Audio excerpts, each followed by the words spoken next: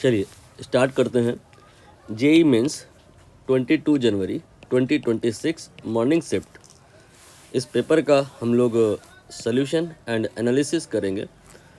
Chapter wise and topic wise बातें करी जाएंगी ताकि पता चल पाए कौन कौन से टॉपिक आपके लिए अपकमिंग शिफ्ट में इम्पोर्टेंट है या अपकमिंग अटेम्प्ट में। ये क्या लिखा हुआ है कि अगर आपका पेपर अच्छा हो गया है या ख़राब हो गया है, दोनों ही सिचुएशन में अगर आपको अप्रैल अटेम्प्ट देना है तो आपको एक ही मात्र वेपन है, उसका यूज़ करना होगा। टॉपिक वाइज PYQ अपलोड कर रखे हैं मैंने। जब से स्टार्ट हुआ है ये आपका जेई मेन, तब से लेकर के टिल डेट सारे देखने हैं, उसको आप नहीं छोड़ सकते हैं। इसके अलावा कोई दूसरा मिरेकल नहीं है। दूसरा मिरेकल अगर आप ढूंढोगे तो वीडियो मिलेंगे तो बहुत सारे, जिसमें तो आधे घंटे देखने के बाद आपकी रैंक 1 हो जाएगी। उस कहानी की बात मैं नहीं कर रहा हूँ। मैं यहाँ पर प्रैक्टिकल सिचुएशन की बात कर रहा हूँ कि मोस्ट रिलेवेंट यही होगा कि आप टॉपिक वाइज सोल्यूशन सारे देख लें। चलिए शुरुआत करते हैं। पहला जो चैप्टर है यूनिट एंड मेजरमेंट, इसमें क्वेश्चन आए हुए हैं। ये एक क्वेश्चन दिख रहा है मुझे कि आप पहले खुद से कर लें, मैं इसका आंसर दिखाऊं। इसका आंसर आएगा 4th ऑप्शन। यहाँ पर स्प्रिंग कांस्टेंट, इसकी डायमेंशन निकालनी होगी। ये होता है फोर्स पर यूनिट लेंथ। स्प्रिंग कांस्टेंट का फॉर्मूला F=kx होता है। F की जगह mlt-2 रखेंगे, mass into acceleration, and x की जगह L रखेंगे, mt-2 आ जाएगा, जो कि यहाँ पे लिखा हुआ है। तो इसका मतलब जो आपका ये 1 है उसकी मैचिंग 3rd से हो जाएगी। ठीक है, अब इसके बाद में हम बात करेंगे बोल्ट्जमैन कांस्टेंट की। इसके लिए फॉर्मूला होता है energy equal to 3/2 kT। Energy होता है mL2 3/2 K डिलीट कर दीजिए। K की डायमेंशन निकालनी है और टेम्परेचर का जो डायमेंशन होता है वो K होता है। एक काम करते हैं, इस वाले K को हम कुछ और लिख देते हैं। बोल्ट्जमैन कांस्टेंट है B लिख देते हैं, नहीं कन्फ्यूज़न हो जाएगी। तो B का यहाँ पे जो डायमेंशन आएगा that will B mL2T-2 K-1, ये लिखा हुआ है। 3rd का ऑप्शन आपका पहला वाला बनेगा। अब आप एलिमिनेट करें। 3rd का ऑप्शन पहला वाला है, यहाँ नहीं है, यहाँ नहीं है, डिलीट हो जाएंगे। इसके बाद 1 का 3rd बन जाएगा, यहाँ नहीं है, ये भी डिलीट हो जाएगा। 4th ऑप्शन करेक्ट हो जाएगा। नाउ इसके बाद में अगला जो चैप्टर है मोशन इन स्ट्रेट लाइन, यहाँ से क्वेश्चन नहीं पूछे गए हैं। अगला जो चैप्टर है मोशन इन प्लेन, यहाँ से क्वेश्चन पूछा गया है। मैं पहले आंसर दिखाऊं। इसका आंसर आएगा ये 20√2 ऑप्शन ए। कहानी है क्या, यहाँ पे प्रोजेक्टाइल है जिसकी इनिशियल स्पीड नहीं पता है, 60 डिग्री के एंगल पर लॉन्च किया गया है। जब उसका एंगल 45 हो जाता है, दैट टाइम स्पीड पता है कि 20 है। शुरुआत में स्पीड कितनी रही है बतानी है। डायग्राम ये आपकी स्क्रीन पे है। इनिशियल स्पीड u, ये मैंने अपनी तरफ से लेट कर ली है। इसका हॉरिजॉन्टल कंपोनेंट आप निकालो, ये u cos 60 आ जाएगा। इसके बाद में यहाँ पर स्पीड 20 है, एंगल 45 है, ऐसा क्वेश्चन में गिवन है। इसका हॉरिजॉन्टल कंपोनेंट निकालो, 20 cos 45 20/√2 आएगा। दोनों को बराबर कर दीजिए क्योंकि हॉरिजॉन्टल डायरेक्शन में कोई एक्सेलरेशन होता नहीं है। cos 60 की वैल्यू रख के सॉल्व करेंगे, 20√2 आ जाएगा। ना इसके बाद में अगला जो चैप्टर है ये लॉज ऑफ मोशन है। यहाँ से क्वेश्चन नहीं आया है। Moving further work energy power, यहाँ से क्वेश्चन नहीं आया है। मूविंग फर्दर ये रोटेशनल मोशन की बात हो रही है, यहाँ से क्वेश्चन आया है। डिस्कस कर लेते हैं। इसका आंसर सबसे पहले आप देख लो। इसका आंसर आएगा 2nd ऑप्शन, दैट इज 16। बात यहाँ पे करी जा रही है डिस्क की और उसके मोमेंट ऑफ इनर्शिया की, जिसके लिए फॉर्मूला आपको याद करके जाना होता है, mr²/2 होता है। बट यहाँ बात मोमेंट ऑफ इनर्शिया की मास के टर्म में नहीं, डेंसिटी के टर्म में हो रही है। तो आप m की जगह पे वॉल्यूम इनटू डेंसिटी लिख लेंगे। और वॉल्यूम क्या होता है, डिस्क का वॉल्यूम एरिया इनटू थिकनेस होता है। आई होप आप ये बात आराम से समझ पा रहे होंगे कि डिस्क कैसे बनाई जा सकती है। ये मैंने एक डिस्क बनाई है, इसकी ये जो थिकनेस है ये t है और इसका एरिया ये πr² है। तो πr² into T V can से ये वॉल्यूम की वैल्यू हो जाएगी। pi r square into t, then rho, then r square by 2.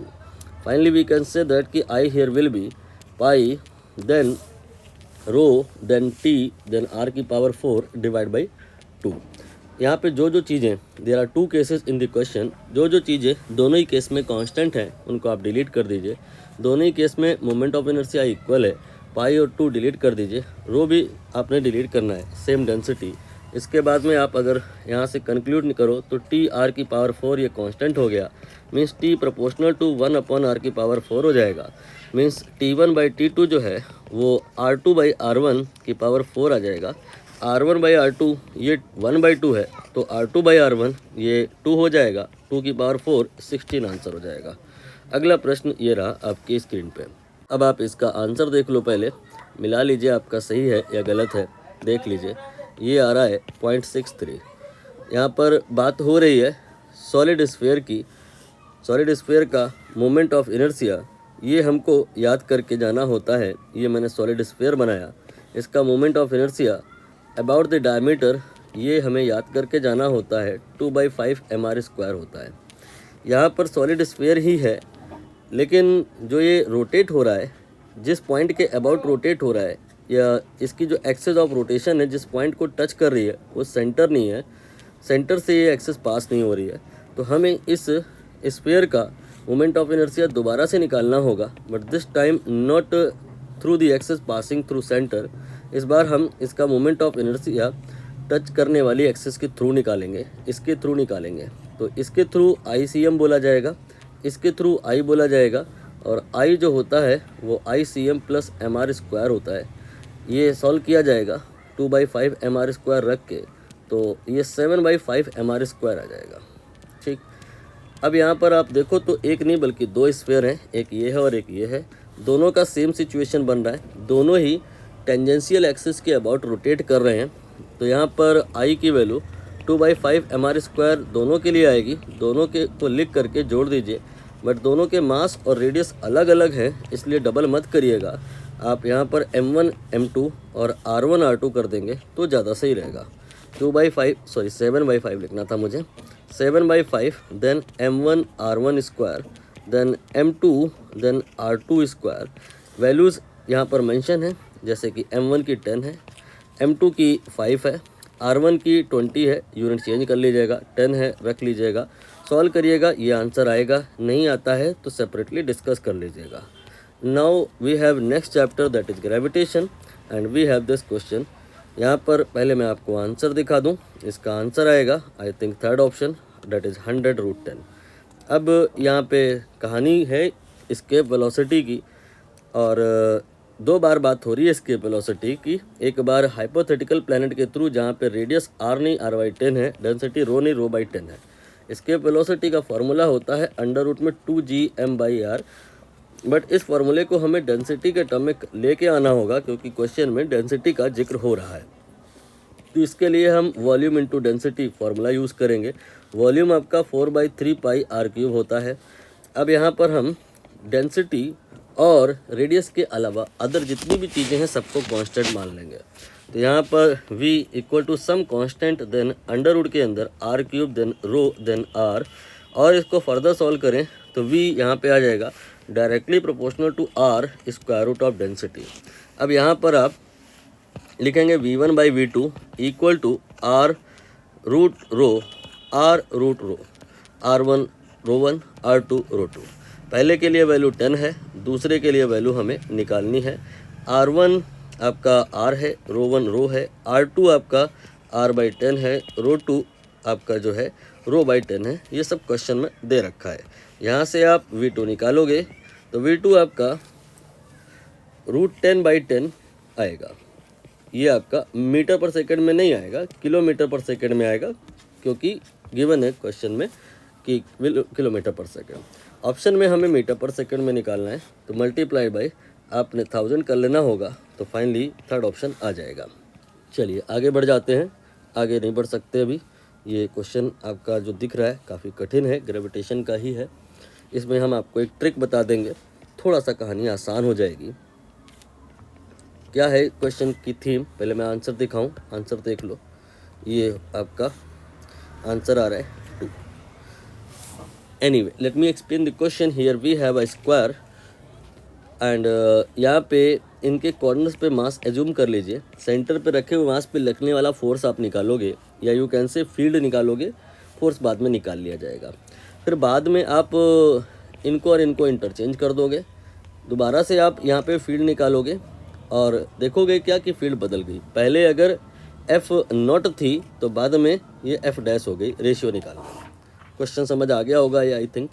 अब आप यहाँ पे ट्रिक पर आके बात करेंगे क्या कि आप यहाँ पे अगर इसको और इसको देखो तो सेम अमाउंट ऑफ मास या तो आप राइज कर सकते हो या ड्रॉप कर सकते हो। दोनों में आप m को घटा दो, यहाँ पे भी m घटा दो, यहाँ पे भी घटा दो।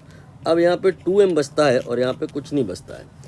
ऐसे ही अगर आप अपोजिट कॉर्नर को ध्यान से देखो तो यहाँ पे 2m लिखा है, यहाँ पे 4m लिखा है। आप 2m घटा के देखो, आप 2m घटा के देखो तो देखोगे यहाँ 2m बचता है और यहाँ कुछ नहीं बचता है। मतलब न्यू पिक्चर में हमारे पास में 4 नहीं बल्कि 2 ही मास है।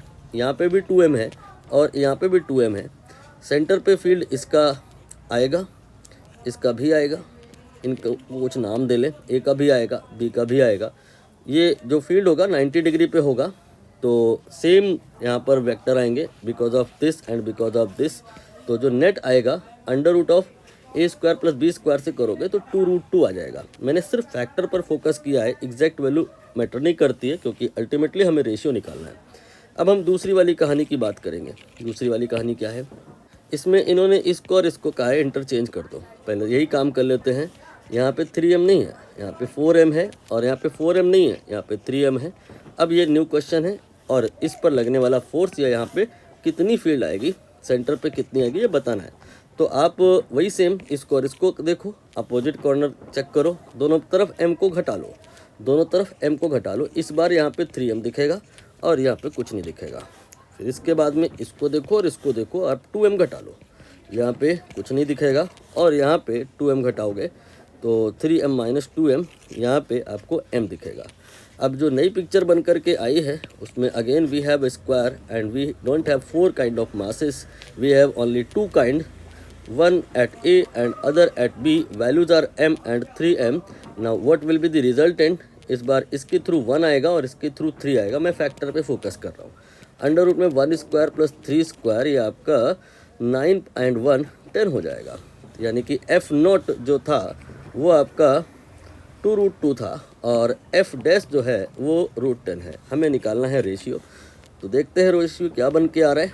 2√2 डिवाइड बाई √10। इसको सॉल्व करें आप तो ये आपका आएगा 2 डिवाइड बाई √5, जिसकी तुलना आपको अल्फ़ा बाई √5 से करनी है। यहाँ से अल्फ़ा निकल आएगा, अल्फ़ा की वैल्यू 2 हो जाएगी। क्वेश्चन काफ़ी मुश्किल था, थोड़ा ट्रिक यूज़ करके आसान करने की कोशिश करी गई है। Now we have next chapter and next question. यहाँ पे कहते क्या हैं कि अच्छा पहले मैं आंसर दिखा दूँ, आंसर देख लीजिए। इसका आंसर में कुछ नहीं है, 4th ऑप्शन आ रहा है, थ्योरेटिकल क्वेश्चन है। स्टेटमेंट 1 क्या कह रहा है, liquid pressure is only exerted on solid surface in contact and is exerted in between layers of liquid.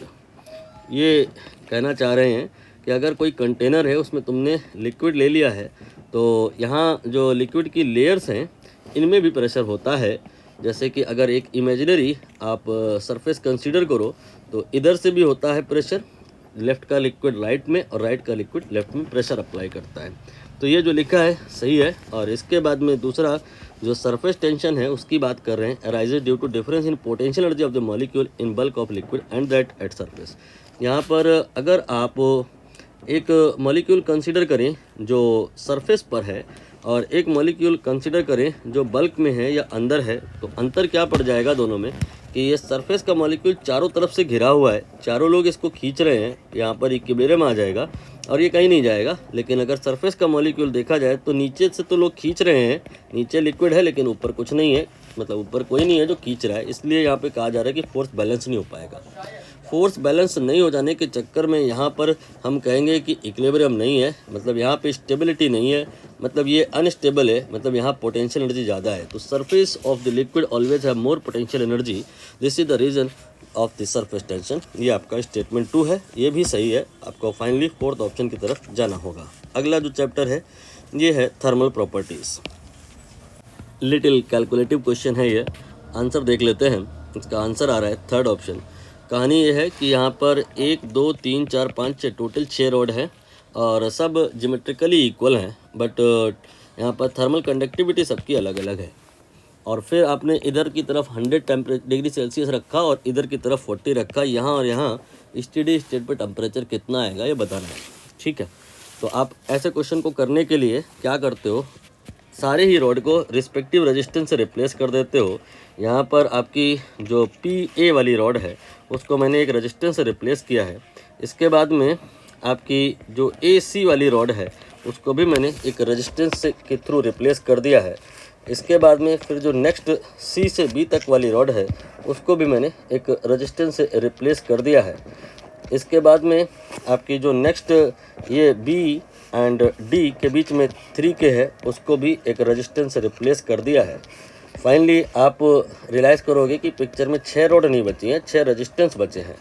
अब प्रश्न उठेगा कि इन रजिस्टर्स का रेजिस्टेंस कितना है। तो यहाँ पर फॉर्मूला होता है इसके लिए R बराबर L/KA।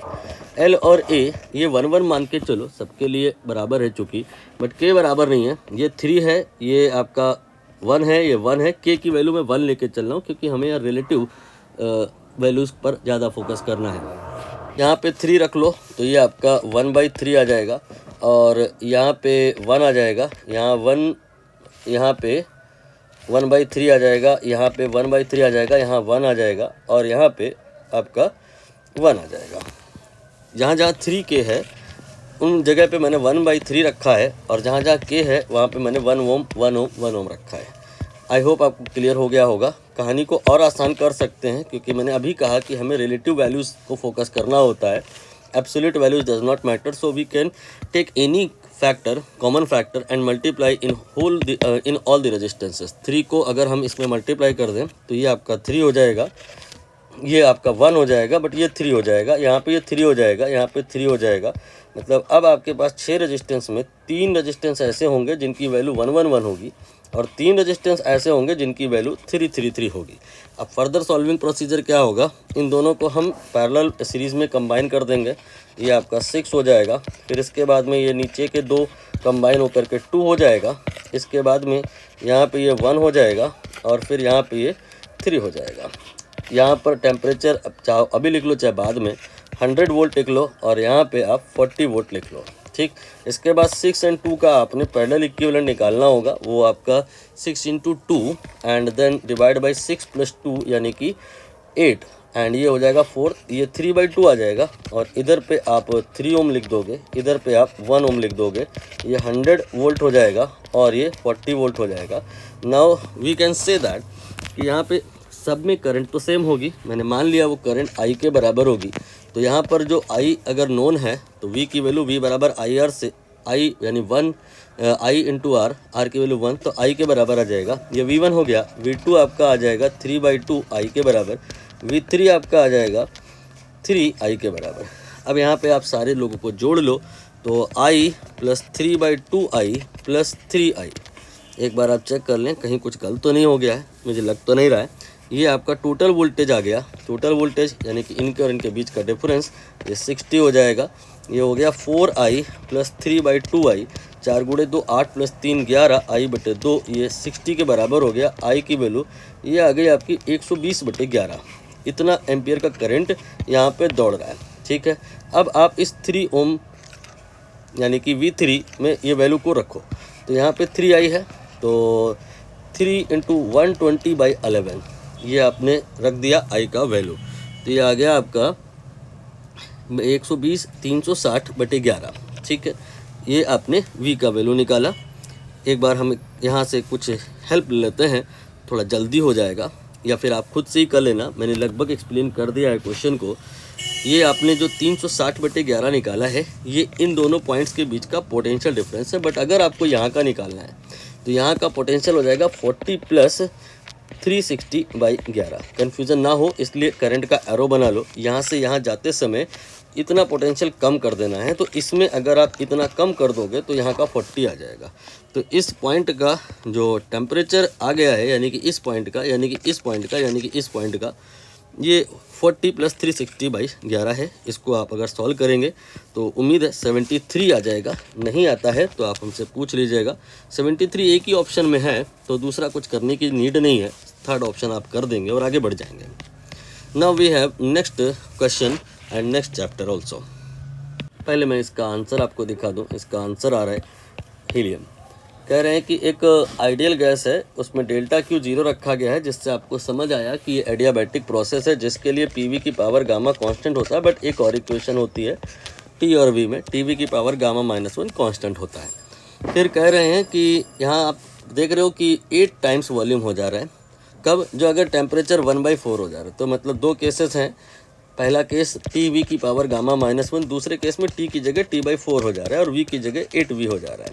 ठीक, अब यहाँ पर आप सिंप्लीफाई करके गामा निकालेंगे तो t यहाँ से कैंसिल होगा, v की पावर गामा -1 यहाँ से कैंसिल होगा, तो आएगा यहाँ पे 1/4 और यहाँ पे आएगा 8 की पावर गामा -1, यानी कि 4 = 8 की power gamma -1।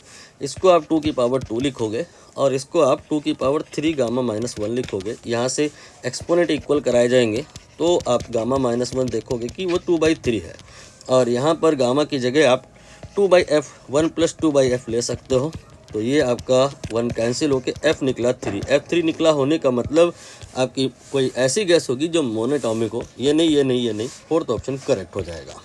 Now moving further we have next chapter and next question, little मुश्किल। देखिए इसका आंसर क्या आएगा, 2 वाला आएगा। यहाँ पर बस एक ही अंतर है सब में, अगर आप ध्यान दो तो जिन्होंने बहुत ज़्यादा पहले से पढ़ रखा होता है उनको चीज़ें याद हो जाती हैं। 2 वाला आंसर आता है। यहाँ पर देखिए 2 है, यही आंसर आ गया है। क्या है कहानी में, एक यहाँ पर आपने कंसे की ट्यूब ली है, क्लोज है, इधर से पानी या गैस जो भी है बाहर नहीं आने का है, और इसको आपने घुमाना स्टार्ट किया तो ये सारा का सारा लिक्विड या जो गैस है ये इधर निकल सकता है। ठीक है, तो यहाँ पर लिक्विड नहीं है। लिक्विड और गैस में क्या अंतर आ जाएगा, लिक्विड होता है इनकम्प्रेसिबल, मोस्टली लिक्विड अगर आइडियल है तो वो इनकम्प्रेसिबल होता है, लेकिन यहाँ पर गैस है।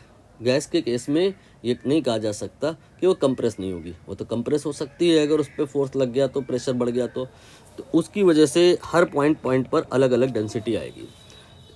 तो जो अगर आपने ऐसा ही मिलता जुलता क्वेश्चन किया है जिसमें एक बोतल में पानी भर रखा और आपने इसको घुमाया, ये ढक्कन बाहर आता है, कितने फोर्स के थ्रू आता है आपने निकाला होगा, करना वैसे ही है, बस अंतर आएगा किस बात को लेकर के, एक्स्ट्रा एक चेंज आएगा कि आप कहानी को मास के टर्म में नहीं डेंसिटी के टर्म में ले जाओगे, क्योंकि यहाँ पर डेंसिटी ज़्यादा रिलेवेंट है, क्योंकि लिक्विड कंप्रेस हो सकता है, मास जो है वो कांस्टेंट होगा ये नहीं कहा जा सकता। डेंसिटी के बारे में हम कह सकते हैं कि वो यहाँ पर कांस्टेंट होगी for the case of gas. Late me explain relatively in mathematics. आपने यहाँ से x डिस्टेंस पर एक सेगमेंट कंसीडर कर लेना है। ये x डिस्टेंस पर आपने एक सेगमेंट कंसीडर किया जिसकी वैल्यू dx के बराबर है, तो इतने पर जो मास गिरेगा वो m/l इंटू dx गिरेगा। Mass per unit length multiply by length will be the value of dm। ठीक है, एंड अगर आपको इस पर सेंट्रीफ्यूगल फोर्स निकालना है तो वो कितना आ जाएगा, ये आ जाएगा F बराबर dm into r into omega square. ये सेंट्रीफ्यूगल फोर्स की वैल्यू हो गई। ठीक है, सेंट्रीफ्यूगल फोर्स का फॉर्मूला आपको पता ही होगा, mr ओमेगा स्क्वायर होता है। तो ये हो गया mr ओमेगा स्क्वायर से dm r then omega square, value रख रहा हूँ मैं। ये हो गया dm का value m/l then dx then r की जगह पे ये वाला जो सेगमेंट है, ये वाला जब ऐसे घूमेगा तो रेडियस यहाँ पे x के बराबर बनेगा, तो ये हो गया x इंटू ओमेगा स्क्वायर। ये सेंट्रीफ्यूगल फोर्स की वैल्यू आ गई। ठीक है, मैंने अभी आपको समझाया कि कहानी को आप ना डेंसिटी की तरफ ले जाओगे तो मास बराबर वॉल्यूम इंटू डेंसिटी कर दोगे, तो volume into density dx into x into omega square upon l। ठीक है, यहाँ तक आई होप आपको समझ आ रहा होगा। अब इसके बाद वॉल्यूम को आप एरिया इंटू यहाँ पे लेंथ लिख सकते हो। ठीक है, यहाँ से FC अपॉन A आ जाएगा, L कैंसिल हो जाएगा, rho then omega square then x then d x. ये आपका प्रेशर हो गया या एक्स्ट्रा प्रेशर हो गया, या इसे आप डीपी कह लो। ये रो omega square X D x में भी हो सकता है आपको ये बातें कम समझ आ रही हो, क्योंकि मैं सोल्यूशन बहुत डिटेल में नहीं ले जा रहा हूँ। अब यहाँ पर आप जो ये रो है इसकी वैल्यू आइडियल गैस इक्वेशन से पुट करोगे, P M upon R T. ये आपका रो का वैल्यू होता है from the equation of state. तो यहाँ P M upon R T कर दिया, omega square X D X कर दिया। इसके बाद में D P upon P, P के सारे टर्म एक तरफ कर लोगे, कांस्टेंट टर्म एक तरफ कर लोगे, M omega square then R T and then X D X. Now integrate करेंगे तो यहाँ पर x की इनिशियल लिमिट 0 होगी एंड फाइनल लिमिट L होगी। शुरुआत में प्रेशर पी ए मान लो, बाद में प्रेशर पी बी मान लो। यहाँ पर आप इंटीग्रेट करोगे तो L एन पी आएगा, लिमिट लगाओगे P B upon P A आएगा, और यहाँ पर एक्स स्क्वायर बाई 2 आएगा, लिमिट रख दोगे तो M omega square L square हो जाएगा। देन इसके बाद में आर टी हो जाएगा, और यहाँ पर एल एन को हटाओगे तो सब एक्सपोनेंट में चला जाएगा, और पी ए को क्रॉस मल्टीप्लाई करोगे तो ये आंसर आ जाएगा। ये आपका ऑप्शन ए करेक्ट हो जाएगा। थोड़ा मुश्किल रहा होगा क्वेश्चन, सारे क्वेश्चन आसान नहीं आ सकते एक पेपर में, कुछ एक आध मुश्किल भी होने होते हैं, ये उन्हीं में से एक था। इसके बाद अगला जो चैप्टर है, अगला जो क्वेश्चन है वो ये है। देखिए इसमें ऐसा है, पहले आंसर दिखा दूँ मैं, एक सेकेंड, ये देख लीजिए कि यहाँ पे आपको एक सर्कल है और उसमें सरकमफेरेंस में एक नहीं टोटल 4 चार्जेस कंसीडर कर लेने हैं, सेंटर पे फील्ड निकालनी है। ठीक, तो आपको जैसा मैंने अभी ऊपर ग्रेविटेशनल फील्ड वाला कॉन्सेप्ट सिखाया था वही यहाँ करो। ये plus Q and minus Q just opposite है, दोनों ही जगह आप कुछ सेम अमाउंट जोड़ भी सकते हो, घटा भी सकते हो। माइनस क्यू कर रहा हूँ मैं इधर भी, माइनस क्यू कर रहा हूँ इधर भी, ये आपका नल एंड वाइड हो जाएगा। और अब इसको और इसको फोकस करो, इसको और इसको फोकस करेंगे तो आप यहाँ पे प्लस क्यू मान लो और यहाँ पे प्लस क्यू कर दो। तो अब आपकी जो स्टोरी है इजी हो गई, यहाँ पे भी 0 आ जाएगा, जिसमें टोटल 1 2 3 4 नहीं, बस एक ही चार्ज है, वैल्यू है 2Q। 2Q charge here and here no charge, here no charge, here no charge. 2Q की वजह से सेंटर पे जो फील्ड आएगा उसकी डायरेक्शन आप आराम से समझ पा रहे होगे कि ये जैसी है उस लिहाज से इसमें एक ऐसा कंपोनेंट आएगा जो माइनस आई कैप में बनेगा, एक ऐसा कंपोनेंट आएगा जो प्लस जे कैप में बनेगा। बस इसी से आंसर आएगा, एग्जैक्टली सॉल्व मत करो। यहाँ पे minus I and plus J containing second twice है, बस वही करेक्ट हो जाएगी। राइट ना, इसके बाद में अगला प्रश्न ये रहा जो कि टाइम किलिंग है, बहुत आसान है, देख लीजिए आंसर।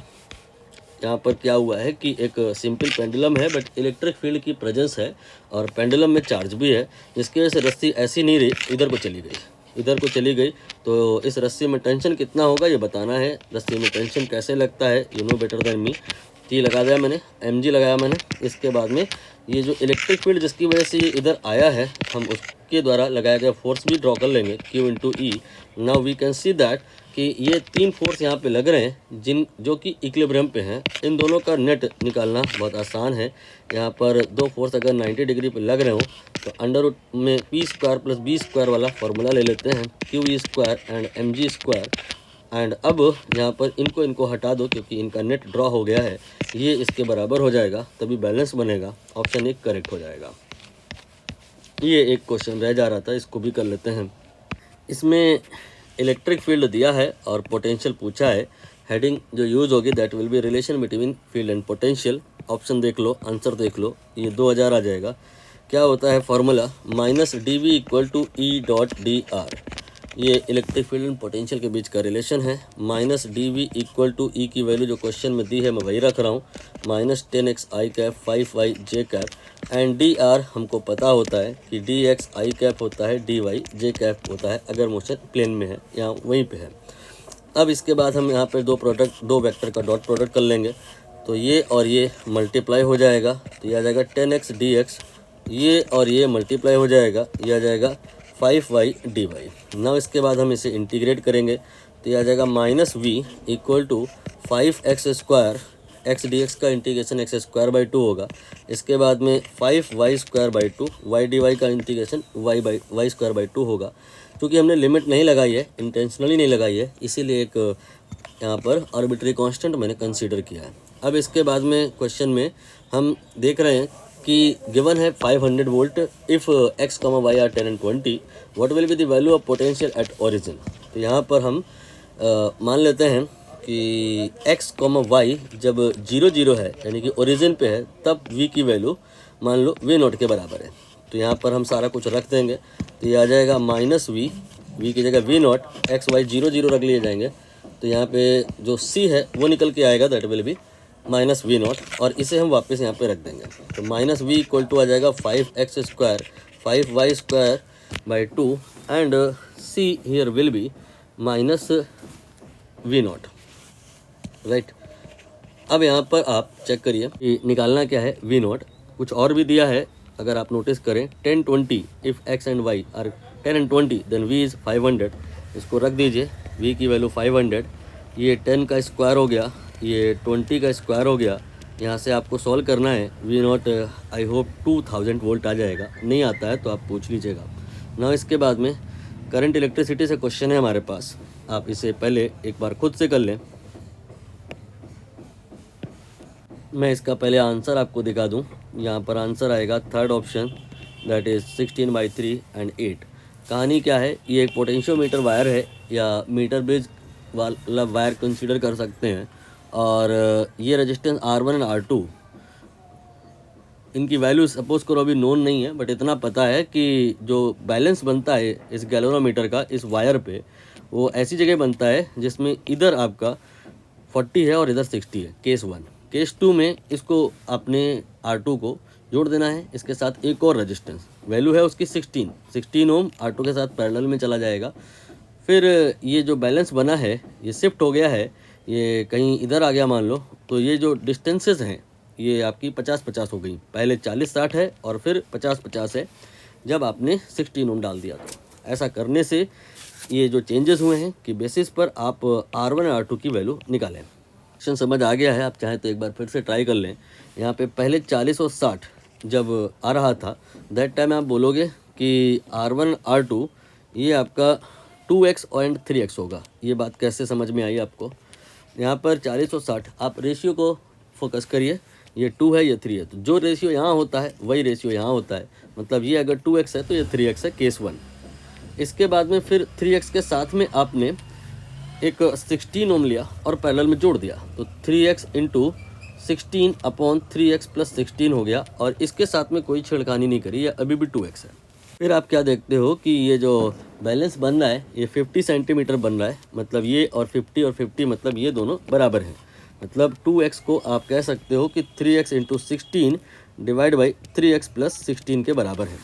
यहाँ से हमारा फोकस होगा x को निकालने पे, ये हमने कैंसिल किया और 2 से मल्टीप्लाई करेंगे तो ये आ जाएगा 6x प्लस 32 इक्वल टू 48। यहाँ से 6x, एक बार मैं फिर से चेक कर लूँ कहीं कुछ लेफ़्ट राइट ना हुआ हो, हाँ अननेसेसरी मैंने गड़बड़ करी। 2 से कैंसिल कर दो, ये आपका 8 हो जाएगा। तो 3x प्लस 16 एंड 8 इंटू 3 24 हो जाएगा। 3x इक्वल टू आपका 8 आ जाएगा, x की वैल्यू 8/3 आ जाएगी। 3x की वैल्यू 8 आने का मतलब ये रेजिस्टेंस R2 सीधा लिखा जा सकता है कि 8 ओम के बराबर है, और ये 2x के बराबर है, यानी कि 8/3 का डबल यानी कि 16/3 के बराबर है। आंसर आपके सामने है 16/3 and 8। Now we have next chapter and next question here we have. चलिए नेक्स्ट जो चैप्टर है दैट इज़ इलेक्ट्रोमैग्नेटिक इंडक्शन। इस चैप्टर से आई थिंक टोटल 3 क्वेश्चन आए हैं, तीनों ही मुश्किल लग रहे हैं। 1 बाय 1 डिस्कस कर लेते हैं। पहले वाले का मैं आंसर दिखाऊं, ये देखिए इसका आंसर आ रहा है सेकंड ऑप्शन। क्या है कहानी, लेट मी एक्सप्लेन। यहाँ पर एक फ्रेम है जिसमें ये 3 जो रॉड हैं ये फिक्स है, ये जो चौथी वाली रॉड है ये फिक्स नहीं है, बिकॉज ऑफ ग्रेविटी ये नीचे को गिरेगी बट फ्री फॉल नहीं हो पाएगा। कारण ये है कि जब ये नीचे गिरेगी तो ये जो एरिया है ये वैरी करेगा, और एरिया जो होता है उसके वेरिएशन से फाई बराबर BA के अकॉर्डिंग फाई वैरी करता है। फ्लक्स जब चेंज करता है तो EMF इंड्यूस होता है, और यहाँ पे EMF इंड्यूस होगा, उसकी वजह से करंट आएगा, और current already present magnetic field में अगर होती है तो उस पर फोर्स लगता है। तो एक फोर्स लगेगा, अगर केयरफुली करोगे तो पाओगे क्या कि वो फोर्स ऊपर लग रहा है। अगर ऐसा हुआ कभी इन फ्यूचर कि ऊपर को लगने वाला फोर्स mg के बराबर हो गया, देन व्हाट विल हैपन, यहाँ पे नेट फोर्स 0 हो जाएगा और वेलोसिटी कांस्टेंट हो जाएगी, या यू कैन से टर्मिनेट हो जाएगी। वही टर्मिनल वेलोसिटी हमें यहाँ पे निकालनी है। तो यहाँ पर डायग्राम को रिपीट कर लेते हैं, फिर से बना लेते हैं थोड़ा सुंदर करके। ये आपका एक फ्रेम हो गया, यहाँ पे कहीं कुछ अभी मूव नहीं कर रहा है। इसके बाद में ये चौथा वायर है, ये नीचे को मान लेते हैं v वेलोसिटी से आ रहा है। तो इस पर जो EMF इंड्यूस होगा, मोशनल EMF BLV के बराबर होगा, और उस EMF की वजह से यहाँ पे करंट आ जाएगी, वो BLV/R के बराबर आ जाएगी। और उस करंट की वजह से यहाँ पे फोर्स BIL के बराबर आ जाएगा। वैल्यू रख देते हैं I की, तो B then BLV/R then L, तो ये आ जाएगा force equal to B square then L square then V and divide by R। तो ये फोर्स आप अगर नोटिस करो तो V के डायरेक्टली प्रोपोर्शनल है। कहानी कुछ स्टोक्स लॉ से रिलेटेड हो रही है, 6 पाई ईटा RV, वहाँ भी F V के प्रोपोर्शनल होता है। यहाँ पे जो मैग्नेटिक फोर्स लग रहा है playing the role like viscous force या स्टोक्स लॉ, तो यहाँ पर ये जो फोर्स है शुरुआत में तो बहुत कम होगा क्योंकि वेलोसिटी बहुत कम होगी और mg बहुत ज़्यादा होगा, लेकिन जैसे जैसे ये वायर नीचे आएगा ये mg तो वही रहेगा, लेकिन ऊपर की तरफ लगने वाला जो विस्कस फोर्स है वो काफ़ी मात्रा में बढ़ जाएगा। तो यहाँ पर एक ऐसी परिस्थिति आएगी जब ऊपर की तरफ लगने वाला जो फोर्स है that is B then L square then V and divide by R, ये mg के बराबर हो जाएगा। इसको आप बराबर कर लो और यहाँ से निकाल लो V का वैल्यू। जो V का वैल्यू निकालोगे वही टर्मिनल वेलोसिटी का वैल्यू होगा। सेकंड ऑप्शन में आपको दिख जाएगा। Now we have this question over here. इसका मैं आपको पहले आंसर बता दूं। इसका आंसर आ रहा है 20। कहानी क्या है यहाँ पे, ये आपका एक LR सर्किट है जिसमें करंट ग्रो कर रही है। कह रहे हैं एनर्जी डेंसिटी बताओ उस मोमेंट पे जब मैक्सिमम करंट के बराबर करंट नहीं है, 1/E टाइम्स है, एंड वो जो भी आएगा उसको आप इससे बराबर करके अल्फ़ा निकालेंगे। हमें एनर्जी डेंसिटी निकालनी है तो सबसे पहले इसी का फॉर्मूला लिख लेते हैं। ये होता है B²/2μ0। B का जो वैल्यू होता है वो μ0NI होता है, इसको भी रख लिया, एंड डिवाइड बाई 2μ0। तो यहाँ से एनर्जी डेंसिटी ED का जो वैल्यू आएगा that will be μ0N² I² and divided by 2, μ0 cancel हो जाएगा। अब इसके बाद में हम यहाँ पे बात करेंगे I की। I क्या है, करंट। करंट कितनी है क्वेश्चन में, I0/E, मैक्स करंट का 1/E टाइम्स डिवाइड बाई 2। ठीक है। अब इसके बाद में हम बात करेंगे N की। N यहाँ पे होता है number of turns per unit length, that is capital N/L। तो यहाँ पे कैपिटल N/L ये रख दिया मैंने, then I0/E square of that and divide by 2। ये मैंने रिक्वायर्ड एक्सप्रेशन डेवलप कर लिया जिस पे आपको वैल्यूज़ रखनी होंगी। ये यहाँ पर सरल कर लिया जाए तो आ जाएगा μ0, देन इसके बाद में N², अच्छा N/L सीधे दिया हुआ है, ज़रूरत नहीं थी, I0² divide by E² and into 2। ये एनर्जी डेंसिटी का फॉर्मूला हो गया। वैल्यूज़ रखेंगे आप तो आपको जो रिज़ल्ट मिलेगा that will be, let me guess, ये आपको मिलेगा 20 then pi then divide by E², और इसकी कंपैरिजन आप इससे करेंगे यानी कि अल्फ़ा π/E² से, तो अल्फ़ा की वैल्यू 20 आ जाएगी। ये आंसर हो जाएगा। कहीं कोई बात नहीं समझ में आई है, डिटेल में डिस्कशन चाहते हो तो बता देना बाद में। फ़िलहाल हम इस क्वेश्चन को टारगेट करते हैं, थोड़ा फास्ट में बताएंगे। इसका आंसर तो पहले ही दिख रहा था आपको, मैं छिपाना भूल गया था। अब मैं इसको एक्सप्लेन कर दूं, बट उसके पहले मैं थ्योरी एक्सप्लेन कर देता हूं, क्वेश्चन अपने आप ही हो जाएगा। यहाँ पर ये मैंने एक कॉइल लिया है, यू नो कि अगर ये कॉइल करंट कैरिंग है तो बिहेव लाइक अ मैग्नेट। ठीक है।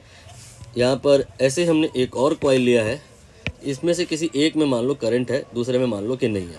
ठीक है। ये पहली वाली कॉइल है, इसमें मान लेते हैं करंट नहीं है। दूसरी वाली कॉइल है, इसमें मान लेते हैं करंट है, चाहे जैसी मान लो, अभी मैंने क्लॉकवाइज मान लिया। तो अगर कोई भी कॉइल में करंट फ्लो हो रहा है तो वो अपने आप को जानते हो आप मैग्नेट में कन्वर्ट कर लेता है। ये यानी कि अब कह सकते हैं कॉइल नहीं है, एक मैग्नेट है, और एक मैग्नेट अगर इस कॉइल को अप्रोच करेगा तो इससे निकली जो फील्ड लाइंस है वो इसके थ्रू जो गुजर रही हैं चेंज होएंगी। ड्यू टू दैट इसमें EMF इंड्यूस होगा और करंट आएगी। लेंज लॉ कहता है कि इसमें जो करंट होगी वो ऐसे होगा कि इसके चेंज का अपोज हो सके। मतलब अगर ये मैग्नेट इसको अप्रोच कर रहा है, ये मैग्नेट इसको अप्रोच कर रहा है, तो इसमें करंट ऐसा होना होगा जो इसको अप्रोच करने से रोके। तो ये ओरिजिनल मैग्नेट है। और अब दूसरा कॉइल 1 जो मैग्नेट में कन्वर्ट होने जा रहा है, तुम सोचो ये मैग्नेट कैसा होगा जिससे कि क्या हो, ये इसको रिपेल कर सके। ठीक है, तो यहाँ पर अगर आपका कॉइल 2 इस प्रकार का मैग्नेट है, यहाँ पे इधर S लिखा है, यहाँ पे N लिखा है, तो ये जब अपने आप को कॉइल 1 मैग्नेट में कन्वर्ट करेगा तो ऐसा नहीं करेगा कि यहाँ पे S हो जाए, सॉरी यहाँ पे N हो जाए और यहाँ पे S हो जाए। अगर ये ऐसा ही कर लिया तो दोनों जो मैग्नेट है 0 डिग्री पे है और यहाँ नॉर्थ साउथ इनके करीब करीब है, फेसिंग पोल है, तो यहाँ पे तो अट्रैक्शन हो जाएगा। बट तुमने कहा कि इसको आने से रोकना है, मतलब लेंज ने कहा इसको आने से रोकना है। इसका मतलब यहाँ पर इसका जो पोलैरिटी होगा ये गलत लिखा हुआ है, यहाँ पर अपोजिट पोलैरिटी आ जाएगा। ये आपका S हो जाए, नहीं होगा, ये N होगा, ये S होगा। मतलब यहाँ पे आप कह सकते हो क्लॉकवाइज अगर इस तरह का मैग्नेट है तो अपोजिट मैग्नेट यहाँ पे पैदा होगा और फिर यहाँ पे एंटी क्लॉकवाइज करंट आ जाएगी। ये बात आपको समझ में आ गई। तो मोटे मोटे तौर पे आप रट सकते हैं क्या कि अगर अपोजिट नेचर की करंट है, एंटी क्लॉकवाइज एंड क्लॉकवाइज, तो वो क्या करेंगी, रिपेल करेंगी, और अगर सेम नेचर की है तो अट्रैक्ट करेंगी। इसी बेसिस पर आप इस क्वेश्चन को डील कर सकते हैं। Late me explain. क्वेश्चन में कह रहा है कि यहाँ पे क्लॉकवाइज करंट है, यहाँ पे एंटी क्लॉकवाइज करंट है और तुम चाहते हो इसमें क्लॉकवाइज करंट आए। तो क्लॉकवाइज करंट अगर तुम चाहते हो तो इसके लिए तुम इसको किधर ले जाओगे, जस्ट थिंक। अगर आप इसको सपोज कर लो इधर की तरफ ले जाते हो, दूर ले जा रहे हो, तो दूर ले जाने का मतलब इसको खींचना होगा। इसको अगर खींचना होगा तो इसको जब अपने आप को मैग्नेट में कन्वर्ट करना होगा तो ठीक वैसे ही इसको बनाना होगा अपने आप को जैसे ये है, मतलब इसके अंदर भी क्लॉकवाइज होगा। ठीक है, अगर आपने एक दूसरा हिट एंड ट्रायल लिया होता, आपने माना होता कि L3 को आप L2 की तरफ ले जा रहे हैं, तो फिर आप इसको अपने आप को ऐसे कन्वर्ट करना होता कि ये L2 L3 को रिपेल करता। रिपेल करने के लिए इसको अपने आप को कन्वर्ट करना होता एक ऐसे मैग्नेट में जो इसका जस्ट अपोजिट होता, मतलब यहाँ पे फिर एंटी क्लॉकवाइज करंट आती। अब क्वेश्चन में क्या कह रहा है कि हमें यहाँ क्लॉकवाइज करंट चाहिए। क्लॉकवाइज करंट मतलब ये इसके जैसा ही बने, इसके जैसा ही बने, इसका मतलब L3 को दूर जाना होगा। सिमिलरली आप L1 को चेक कर लो, वो इसके पास आ जाएगा। ठीक, चलो आगे बढ़ जाते हैं। ये आपका अगला चैप्टर एंड अगला क्वेश्चन। EM वेव से कोई क्वेश्चन नहीं आया। चलिए रे ऑप्टिक्स से यहाँ पे क्वेश्चन मिल रहे हैं, करते हैं। पहले मैं आपको आंसर दिखा दूँ। रे ऑप्टिक्स से क्वेश्चन यहाँ पे थोड़े मुश्किल दिख रहे हैं। ये आपका पहला क्वेश्चन है रे ऑप्टिक्स का। आंसर इसका 5/6 आ रहा है। क्वेश्चन एक्सप्लेन करूँ, यहाँ कह रहे हैं कॉन्वेक्स लेंस है, उसका फोकल लेंथ बता रहे हैं 5 सेंटीमीटर है, और इसके बाद में एक कॉन्केव लेंस है, उसका फोकल लेंथ बता रहे हैं 4 सेंटीमीटर है।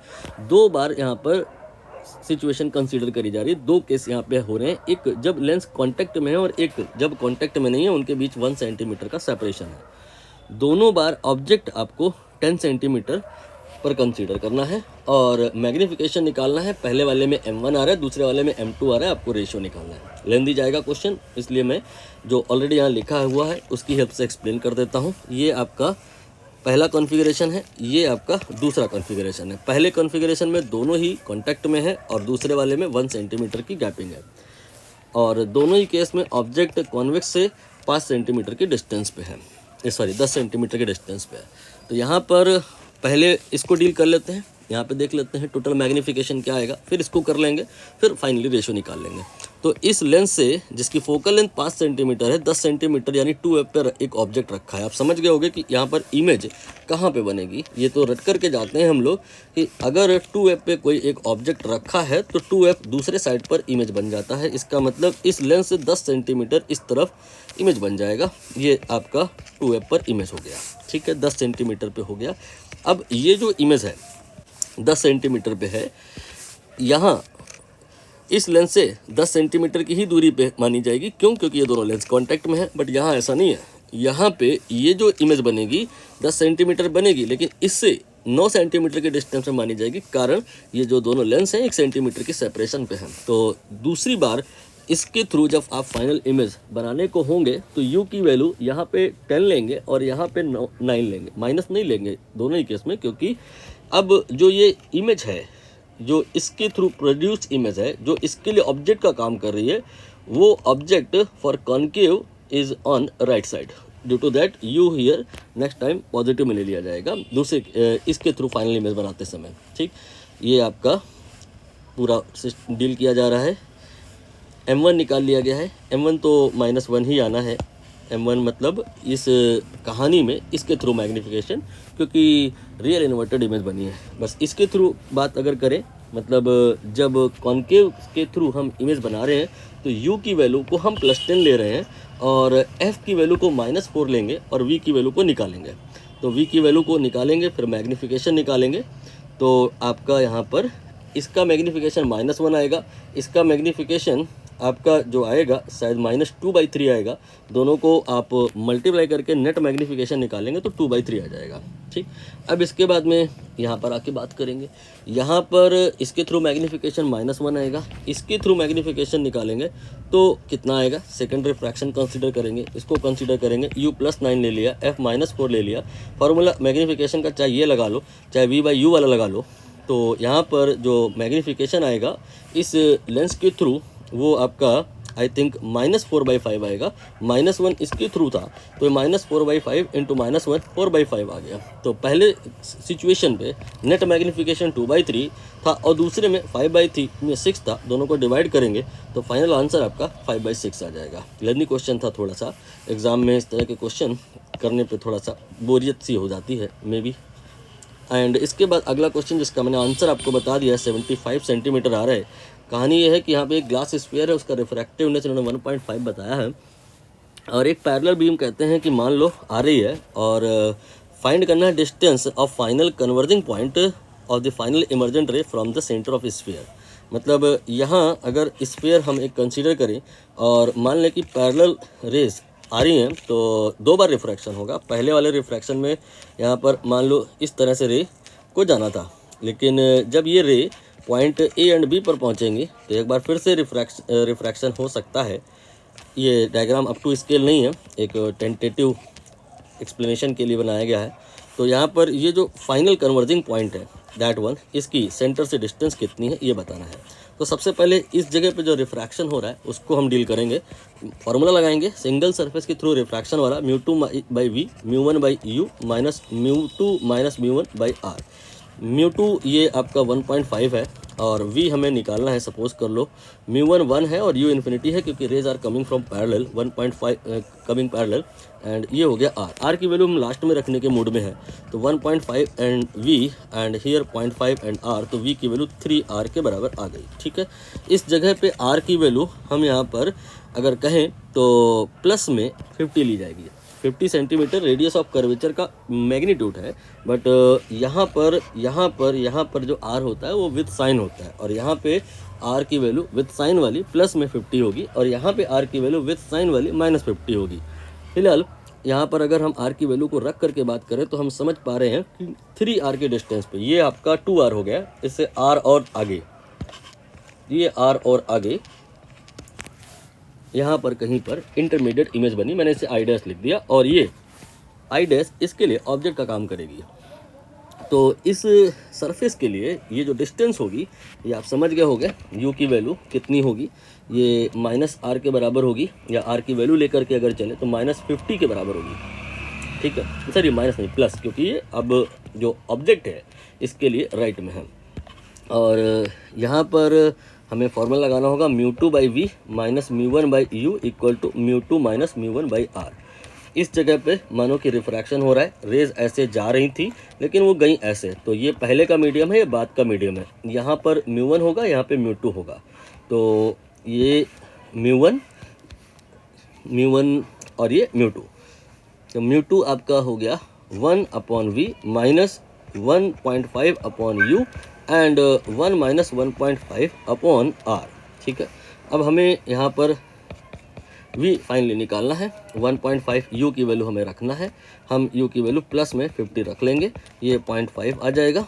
और r की वैल्यू हम यहाँ पर सावधानी पूर्वक चलेंगे तो देखेंगे क्या r ये विद साइन होता है, इस बार ना माइनस में लिया जाएगा, तो ये -50 हो गया, -50 हो गया। सॉल्व करें 1/5 1/v, और ये आपका जो टर्म है राइट में आएगा, प्लस हो जाएगा, तो 1.5/50 एंड देन प्लस 0.5/50, ये हो गया 2/50, यानी कि v की वैल्यू जो आ रही है वो अब 25 आ रही है। मतलब यहाँ से यू कैन से यहाँ से 25 सेंटीमीटर, ये टोटल 50 है, 25 की डिस्टेंस पर फाइनल इमेज बन जाएगी, यही हमें बताना है। लेकिन डिस्टेंस हमें इसकी यहाँ से नहीं बतानी है, सेंटर से बतानी है। मतलब आर जो है ना 50 सेंटीमीटर और जोड़ देना है, ये 50 और ये 25 जोड़ देंगे 75, फाइनल आंसर हो जाएगा। ठीक है ना। एक और क्वेश्चन था कहीं प्रिज्म वाला, उसको भी कर लेते हैं। ये लीजिए, चलिए इसका डायग्राम अगर आप देख पा रहे होंगे, कह रहे हैं कि एक डायग्राम वैसे दिया नहीं है, ray of light incident, angle of incidence I, equilateral prism है, और रे जो निकल के आ रही है वो ग्रेजिंग है सेकंड सरफेस पे, एंगल ऑफ रिफ्रैक्शन बताना है। मतलब ऐसा एक प्रिज्म मान के चलो, ये इक्विलेटरल होना है, इसका मतलब ये एंगल डेफिनेटली 60 के बराबर होगा।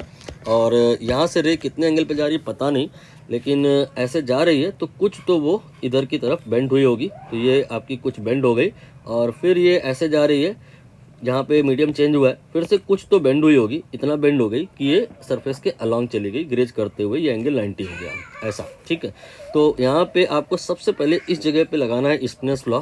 क्या कहता है स्नेल्स लॉ कि इधर का रिफ्रैक्टिव इंडेक्स देखो कितना है, ये आपका √2 है, इनटू साइन यहाँ पे जो एंगल है R2, इसको लिखो R2 इक्वल टू यहाँ का रिफ्रैक्टिव इंडेक्स देखो इनटू साइन इधर का ही एंगल देखो 90।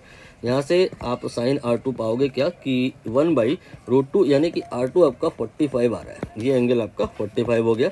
और अब नियम होता है दिस प्लस दैट, ये R1 एंड R2 का जो टोटल होता है वो आपका ये जो एंगल होता है प्रिज्म एंगल 60 के बराबर होता है। R1 R2 आपने अभी निकाला 45 एंड इक्वल टू 60, यहाँ से R1 आपका 15 डिग्री आ जाएगा, यही पूछा गया है, ये आंसर हो गया। यहाँ इस क्वेश्चन में एक्सटेंशन भी पॉसिबल है कि आप इस जगह पे स्नेल्स लॉ लगा करके फर्दर इस एंगल को निकालें, ये क्वेश्चन पूछा जा सकता है किसी आने वाली शिफ्ट में, इसको हम बाद में डिस्कस कर लेंगे। चलिए आगे आपका अगला जो चैप्टर है दैट इज़ वेव ऑप्टिक्स। पहले इसका आपको मैं आंसर बता दूं, ये वेव ऑप्टिक्स तो नहीं कहना चाहिए इसे, ये एक्चुअली साउंड का क्वेश्चन है, लेकिन थोड़ा सा YDSC Young's double slit experiment से मिलता जुलता है, इसलिए मैंने इसको यहाँ पे डाल दिया है। कह रहे हैं कि यहाँ पे 2 coherent loud speaker L1 L2 10 metre की दूरी पर रखे हैं, और फिर इसके बाद यहाँ से 40 मीटर की दूरी पे एक दीवार है, और इस AB पर देखते हैं कि 10 मैक्सिमम मिलते हैं। वेलोसिटी साउंड की बताई है, फ्रीक्वेंसी बतानी है, आपको कैलकुलेट करनी है। तो आप YDSC वाली पूरी कहानी को अगर यहाँ पे अप्लाई करें तो समझ पाओगे कि B पर एक रे हमें पहुँचानी है, ये L1 से पहुँचानी है और L2 से पहुँचानी है। देख पा रहे होंगे कि दोनों ने अलग अलग मात्रा में डिस्टेंस कवर किया है। L1B is relatively lesser compare to L2B, and now we will calculate this path difference. With the help of that path difference we will calculate phase difference and accordingly path difference वगैरह बाद में किया जाएगा। पहले हमारा focus ये जो path difference है इसको निकालने पे होगा। तो L1 से हमने एक हॉरिजॉन्टल लाइन ड्रॉ करनी है, L2 से भी एक हॉरिजॉन्टल लाइन ड्रॉ करनी है। मैंने इस पॉइंट को M बोल देना है और इस पॉइंट को N बोल देना है। ये आपका L1 M हो गया, ये L2 N हो गया।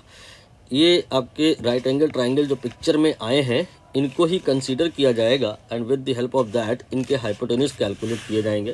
तो ये आपका B से M तक का जो वैल्यू होगा, थिंक केयरफुली, ये कितना होगा, ये टोटल 10 है। सो यहाँ L1 से हम O तक की बात करें तो ये तो 5 होगा, हालांकि ये डिस्टेंस 25 बताई गई है, उसमें से ये 5 हटा दो, तो B से M तक की जो वैल्यू होगी वो आपकी 20 मीटर के बराबर आ जाएगी। और L1 से लीक करके M तक ये क्वेश्चन में डायरेक्टली गिवन है, ये 40 के बराबर आ जाएगा। मतलब आपने इस राइट एंगल ट्राइंगल में P और B निकाल लिया है, 20 और 40। अब यहाँ से आप हाइपोटेन्यूज निकालेंगे, ये आ जाएगा 20 square plus 40 square. Similarly you have to deal with that triangle, यहाँ पर ये 40 होगा। Now think how much it will be, ये 25 में ये 5 घटा के नहीं 5 जोड़ करके निकलेगा। इस बार ये वाली जो टोटल वैल्यू होगी ये आपकी 25 में 5 जोड़ करके आएगी, 30 आएगी, ये 40 आएगी। हाइपोटेन्यूज निकालोगे, again you will do same procedure, 30 square and 40 square, finally it will B 50। ठीक है, इसको आपने देखो यहाँ सॉल्व किया है, तो ये आपका जो L1B और L2B आया, इनकी वैल्यू में अंतर आया, फिर फाइनली घटा दिया तो डिफरेंस आ गया 5.4। मतलब यहाँ पर जो वेव्स रीच कर रही हैं उनके बीच में जो डिफरेंस है पाथ में वो 5.4 लैम्डा 5.4 मीटर के बराबर है। 5.4 मीटर के बराबर है। अब समझना, अगर 5.4 मीटर लैम्डा के बराबर है तो यहाँ पे पहला मैक्सिमा आ जाएगा। अगर 5.4 मीटर 2 लैम्डा के बराबर है तो यहाँ पे बी पॉइंट पे सेकंड मैक्सिमा आ जाएगा।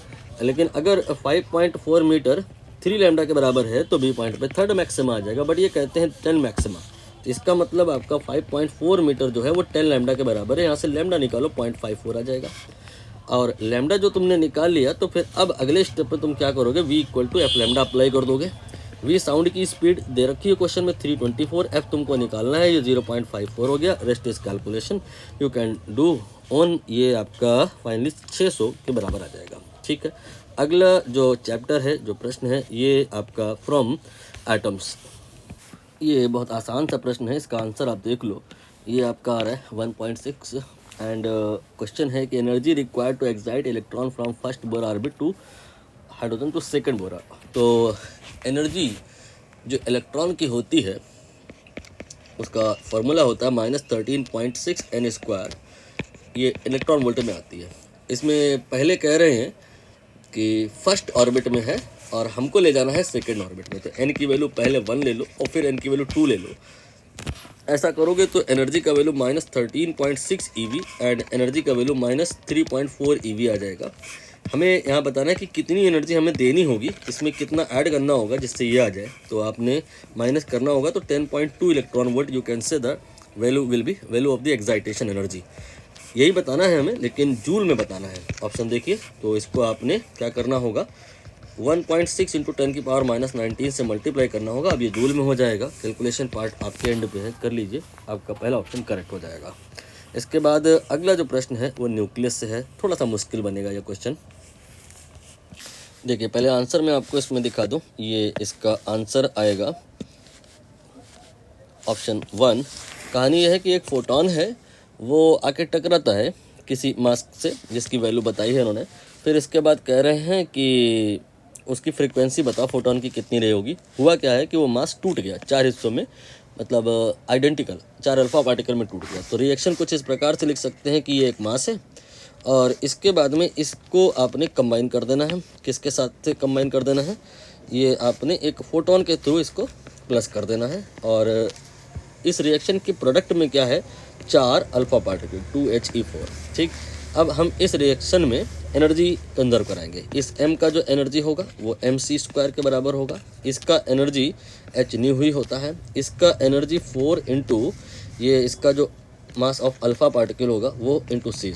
तो ये mc² then plus h nu is equal to 4m alpha c²। यहाँ से h न्यू जो आएगा that will be 4m alpha minus m then c²। मतलब आफ्टर ऑल कहानी वही है कि मास डिफेक्ट हुआ है इस क्वेश्चन में, वो c² से मल्टीप्लाई कर दिया जा रहा है तो वो फोटोन की एनर्जी में के बराबर हो जाएगा।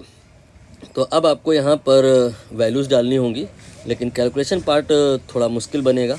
मैं कुछ कर देता हूँ। Mass of the alpha particle यहाँ पे रखोगे तो 4 इंटू 4.004 माइनस m, ये क्वेश्चन में उन्होंने बताया है 15.356। ये हो गया आपका 15.356 एंड देन c² बाद में कर देना, पहले आप इसी को निकालो। तो ये आपका 0.66 आ जाएगा AMU।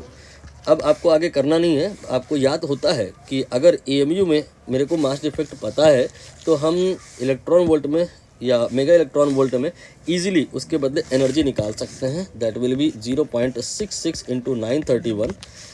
ये हो गया मेगा इलेक्ट्रॉन वोल्ट में एनर्जी ऑफ द फोटोन। और अगर आप इसमें 10⁶ में मल्टीप्लाई कर दो तो ये इलेक्ट्रॉन वोल्ट में हो गया। और इसके बाद आप 1.6 इंटू 10⁻⁻19 कर दो तो ये आपका जूल में हो गया। जैसे भी कैलकुलेशन आपको आसान बने, मैंने एनर्जी को जूल में निकाल लिया है। कैसे किया था मैंने, 931 से मल्टीप्लाई किया तो ये आपका मेगा इलेक्ट्रॉन वोल्ट में आया। फिर मैंने 1.6 इंटू 10⁻13 से किया तो ये अब जूल में आया। एनर्जी इन जूल हमने निकाल लिया है, इसको हम h न्यू के बराबर करेंगे और h की जूल वाली वैल्यू 6.6 इंटू 10⁻34 रख देंगे। यहाँ से सॉल्व करेंगे तो आंसर आएगा। ज़्यादा मुश्किल जाएगा नहीं, क्योंकि ये और ये देखिए कैंसिल हो रहा है। फाइनली ऑप्शन एक करेक्ट हो जाएगा। किलो हर्ट्ज में निकालना होगा, मतलब जो आपका आंसर आएगा वो HZ में होगा, फिर बाद में उसको आप कन्वर्ट करेंगे। एक और क्वेश्चन है, इसमें कहते हैं कि अल्फ़ा पार्टिकल का प्रोजेक्ट किया आपने, ये क्वेश्चन आपका इसकी प्रीवियस शिफ्ट में भी आया है, तब थोड़ा सा कुछ क्वेश्चन में डेटा मिस था, बट इस बार करेक्ट लग रहा है मुझे। और ये मैंने दैट टाइम कहा था ट्रिक अगर आप याद कर ले गए तो बहुत समय बचेगा, बहुत जल्दी और तुरंत आंसर आएगा। इसका आंसर पहले आप देख लो, इसका आंसर आएगा दैट वन। कह रहे हैं अल्फ़ा पार्टिकल का प्रोजेक्ट किया आपने गोल्ड न्यूक्लियस की तरफ, ये मान लेते हैं Z = 79 है और इसकी तरफ क्या है कि ये 2He4 चला आ रहा है, आने दीजिए इसको। तो ये भी आपका पॉजिटिव चार्ज है और ये भी पॉजिटिव चार्ज है, तो इनके बीच में रिपल्सन होगा, इसलिए ये बहुत ज़्यादा करीब तक तो नहीं आ पाएगा। डिपेंड करेगा इसमें एनर्जी कितनी है, बता दी है उन्होंने कि 7.9 MeV के बराबर एनर्जी, जो कि बहुत ज़्यादा है। जिससे कि हुआ क्या, just able to touch the nuclear boundary. ये न्यूक्लियस है और इसकी ये जो बाउंड्री है इसको ये टच ही कर गया आकर के। तो यहाँ पर क्लोजेस्ट अप्रोच आप समझ सकते हो कि कितनी होगी। क्लोजेस्ट अप्रोच का मतलब फाइनली ये जहाँ पे पहुँचा है उसकी डिस्टेंस फ्रॉम द सेंटर, तो क्लोजेस्ट अप्रोच के थ्रू जो निकलेगा दरअसल वो रेडियस की वैल्यू होगी। और यहाँ रेडियस पूछा नहीं है, पूछा है डायमीटर। इस फार्मूले से रेडियस निकालो फिर डबल कर देना, 2.88 एंड देन जेड की वैल्यू ये दी हुई है 79 और यू की वैल्यू दी है 7.9। इसको सॉल्व करेंगे तो 28.8 फेम्टोमीटर ये आ जाएगा radius of the nucleus. But ये पूछते हैं डायमीटर, तो इसका डबल कर दीजिए, ये आंसर हो जाएगा। ठीक है, ये आपका क्वेश्चन फिनिश हुआ। नाउ इसके बाद में एक आखिरी क्वेश्चन, इसमें कह रहे हैं कि ये एलईडी है भाई साहब, इसको ग्लो कराना है और input A and B and C and D की पॉसिबल वैल्यूज़ बताइए जिससे कि एलईडी ग्लो कर जाए। ये एलईडी तभी ग्लो करेगी जब इसमें करंट दौड़ जाए। करंट कब दौड़ेगी, जब यहाँ पर ये जो डायोड है फॉरवर्ड बायस हो जाए, मतलब यहाँ पे हाई हो वोल्टेज और यहाँ पे लो हो, मतलब पी साइड पर हाई होना चाहिए और क्यू साइड पे लो होना चाहिए। पहले मैं आंसर दिखा दूँ, क्या पता आपने किया हो तो मैच करा लो, देख लो इसका आंसर। तो ये हाई और लो डिजिटल दुनिया में 1 एंड 0 से रिप्लेस कर दिया जाते हैं, तो ये आपका 0 होना चाहिए। If you want this equal to 0, what can be here and there, think carefully. यहाँ पर ये जो गेट है दरअसल आपका ये और गेट नहीं है, ये नॉर गेट है। तो नॉर गेट के थ्रू अगर आपको Q 0 चाहिए तो कब आएगा, एक बार ट्रुथ टेबल आप इमेजिन कर लें, जैसे दोनों को 0 मान लें आप। तो यहाँ पर अभी हम और गेट की बात कर रहे हैं, तो 0 + 0 0 हो जाएगा और नॉट के बाद बात लगा करके फाइनल बात करें तो 1 हो जाएगा। तो यहाँ हमें 0 तो नहीं मिला, हमें तो 1 मिल गया।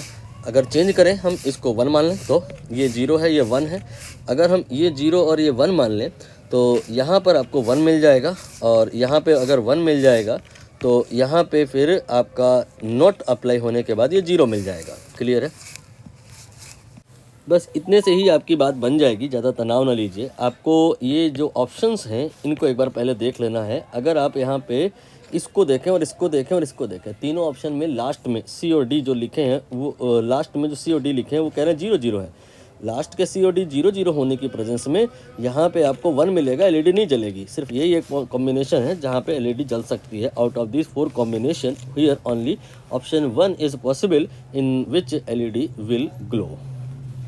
तो ये आपका पेपर समाप्त हुआ, पूरा डिस्कशन हो गया। कहीं कोई बात ना समझ में आई हो, डेफिनेटली नहीं आई होगी क्योंकि काफ़ी फास्ट मैंने बता दिया है। तो आप सेपरेटली डिस्कस कर लीजिएगा, नंबर आपके पास है मेरा।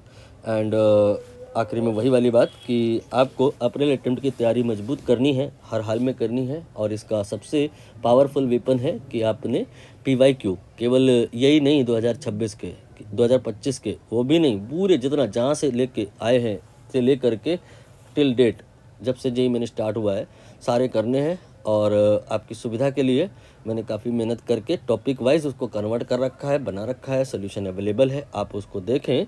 इससे बेहतर कोई तरीका नहीं है। इसके अलावा जितने भी तरीके हैं वो सब चमत्कार हैं और चमत्कार को नमस्कार है, उनसे कोई प्रैक्टिकली भला होगा नहीं।